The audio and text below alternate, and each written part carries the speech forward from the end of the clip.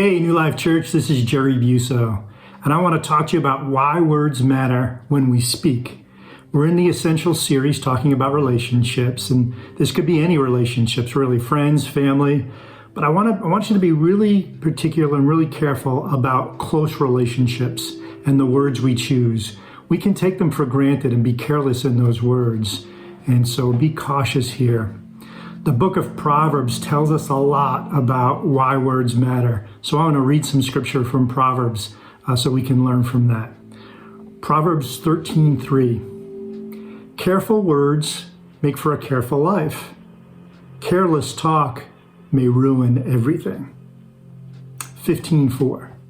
Kind words heal and help. Cutting words wound and maim. 15:23. Congenial conversation, what a pleasure. The right word at the right time, beautiful. 18:6. The words of a fool start fights. Do him a favor and gag him. 18:21. Words kill, words give life. They're either poison or fruit. You choose. And then Proverbs 21:23. Those who guard their mouths and their tongues keep themselves from calamity.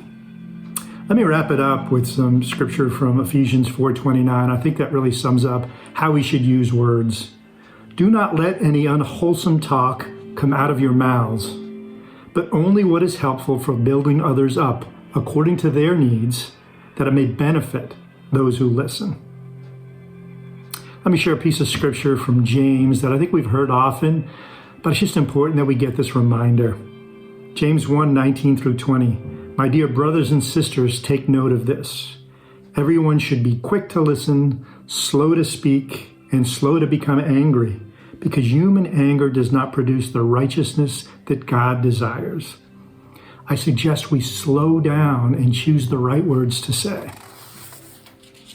Ecclesiastes 3:1. There is a time for everything and a season for every activity under the heavens. Timing is really important. We need to be in the right frame of mind when we're going to be talking with somebody and having an important or difficult conversation, so we choose the right words. It's also important that the other person is in the right place and at the right time. And sometimes we're in a conversation and we may say something and ask something, and the other person needs some time to process what we say. Instead of forcing them to talk now and to get to a conclusion quickly because that's where you want to be, give them some time to process. If not, if you force them to have that conversation, they may say something that both you and they will regret, and you don't want to do that. So timing is important. To share another point, let me start with Proverbs 15:1. A gentle answer turns away wrath, but a harsh word stirs up anger. And the point I want to make here is something important about the first responder. So when somebody comes at you in a conversation and maybe they come at you in a way that they're upset about something, how do you respond is critical to whether this conversation is going to go up and become an argument maybe, or maybe we're just going to get to the root of what's going on. And so don't get defensive is the first thing, and don't take it to that level, but really give some grace, some compassion, ask some questions to see what's the concern, what's the real issue, and how you might be able to help with that. How Jesus responded when he was wrongly accused is a great example for us. He never got defensive. I can't talk about words without talking about tone. Tone of voice is so important because it could take the words that may mean one thing, but tone can turn them to mean something else, and it could come across as harsh with your tone of voice.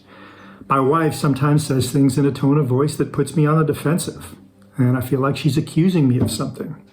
So clarifying tone, I think, is important, and the words being spoken to avoid any kind of misunderstanding.